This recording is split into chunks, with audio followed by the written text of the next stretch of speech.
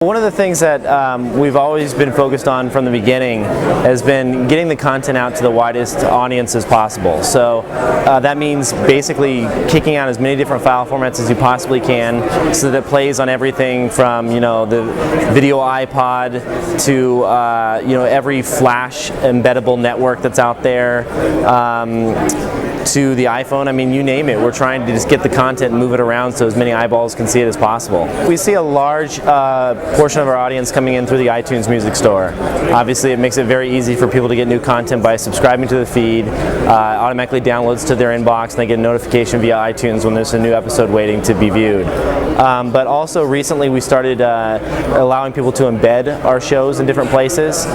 We have a Facebook application now that people can show off their favorite Rev3 shows right there in their profiles, allow their friends to watch it. So it's really starting to fragment a little bit. I mean, we see downloadable being number one, followed by flash plays on our own website or embedded on other websites. And then we see the content being cut up. Some of the best clips of Diggnation will be sliced up and uploaded to YouTube. And those of course get a lot of views. Very short, small, consumable, funny bits of our episodes. So really it doesn't matter to us. I mean, we see our content going on TiVos and I mean, you name it. As long as we can get it out there and get it consumed, we're happy. I mean, for us, it's always been about just making it a casual conversation about technology that we would be having whether or not the camera's turned on. So, we're sitting on a couch, relaxing, just having a couple beers and talking about our favorite tech stories on Digg. So the formula is very basic, very simple, and I think the audience can relate to that. We're not trying to fake anything or script anything. It's just about having a good time, and you don't need a crazy budget and an elaborate set to have that come across on camera.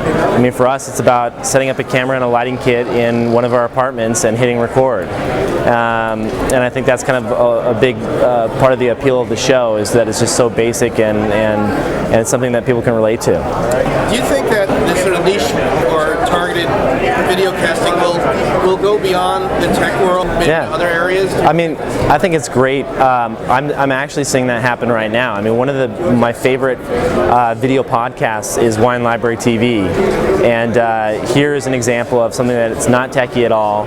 I mean, it's really old world kind of wine, but you have a fresh host that sits down and can kind of give a different take on wine and why you should be enjoying it, and really sit down and explain why you should get excited about this all over again. And again, it's very low production cost. I mean, it's a table set up, a couple wine glasses and 3 bottles of wine, and he reviews them, and it's entertaining. He talks about sports scores and his love for the Jets. Go Packers, by the way. It's that kind of content that just really resonates with your audience. It's this real content that isn't overproduced. Tiki Bar TV is another great little comedy skit show. Ask a Ninja, I love. All different types of really high quality fun shows on the web that we're seeing appear all over the place. You have a lot of shows now on Division 3. Yeah. Where is it going? What's sort of the next step for the company? Well, I think that you really see us getting around different communities and providing shows that are for those niches. I mean, when you see Burt Monroy's show, it's all about Photoshop and learning how to get better at graphic design.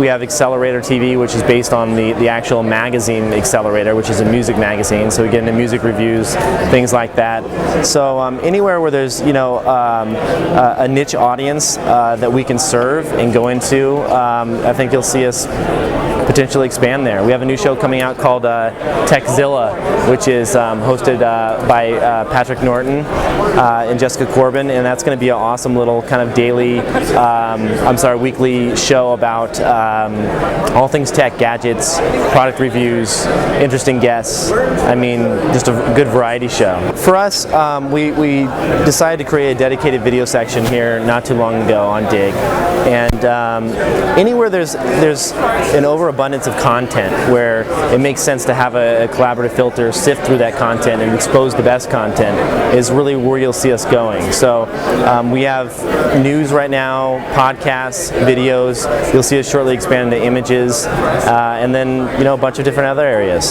So videos is a great place to go and consume all different types of content all over the web. It doesn't have to be just from YouTube. YouTube, it can be from MetaCafe, or I mean any video source, Revision 3, you name it. We always want to maintain that kind of level playing field for the content type. We don't like favor one side over another. It's always about what the community likes and what they're surfacing.